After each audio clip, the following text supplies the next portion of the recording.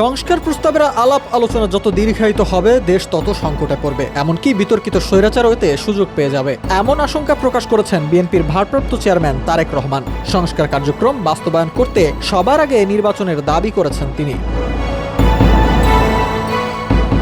ঢাকা মহানগর দক্ষিণ বিএনপি আয়োজিত কর্মশালায় ভার্চুয়ালি যোগ দিয়ে এসব কথা বলেন তারেক রহমান। বলেন, যদি নির্বাচন প্রক্রিয়ায় দেরি হয়, সংস্কার করে যদি আমরা সংস্কারের আলোচনায় দীর্ঘ থেকে দীর্ঘতর করতে থাকি, তাহলে যে স্বৈরাচার দেশের সব মানুষ দলমত নির্বিশেষে, শ্রেণী পেশা নির্বিশেষে একত্রিত হয়ে বিতাড়িত করেছে, সেই স্বৈরাচার সুযোগ পেয়ে যাবে, আবার দেশের মানুষের কাঁধে চেপে বসবে।